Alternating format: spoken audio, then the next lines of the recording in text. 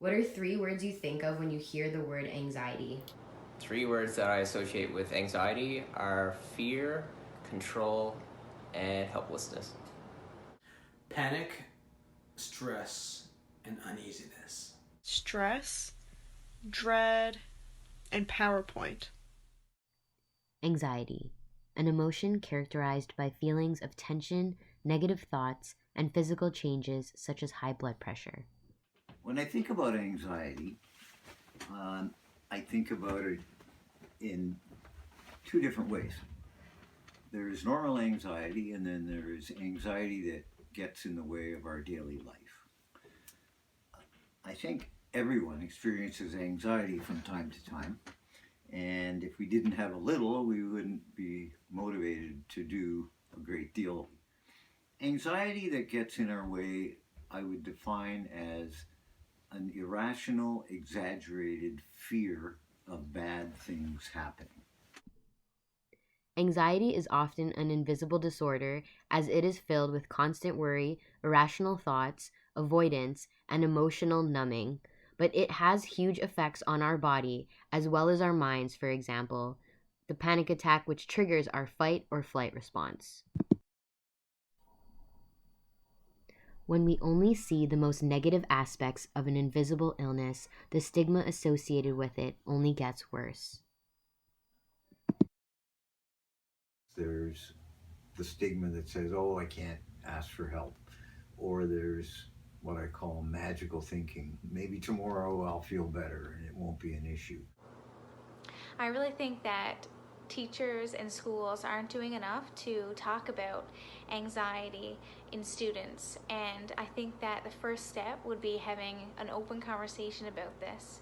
Even the smallest of things, such as introductions in class, can be very anxiety building for students, and I think that having a conversation about it is the first step. When people say that they have anxiety, that it's an issue that they have, whether they're dealing with school or even sports, I think it's much more accepted now. While before, I think people would definitely see it more as a cop-out from doing their job or not doing as well as in competition at whatever level it was.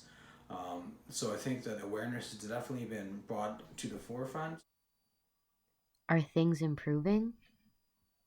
I think in this modern times, more and more people are coming to realize that anxiety is out there. It affects millions of North Americans, and I think there's less and less stigma attached to it as time goes on. But it can be, in many cases, very debilitating and can get in the way of people living normal lives. Are we doing enough to help those with anxiety? What more can we do to support them?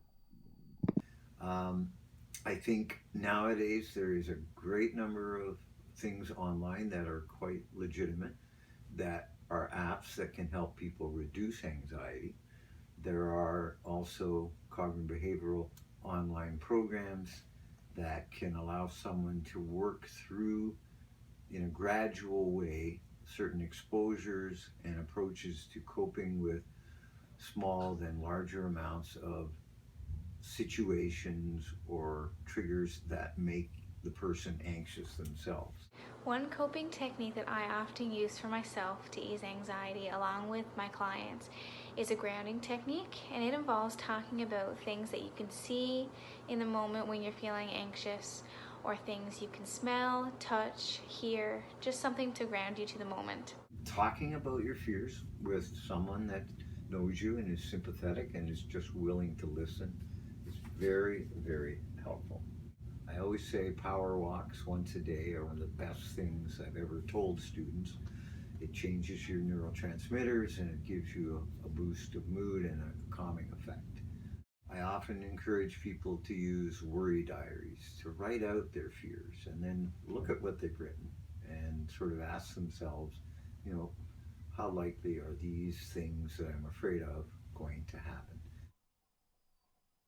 Anxiety is a unique disorder that everybody experiences differently. If you or anyone you know is suffering from anxiety, please try and seek help. You are not alone, and there are a lot of resources out there for you.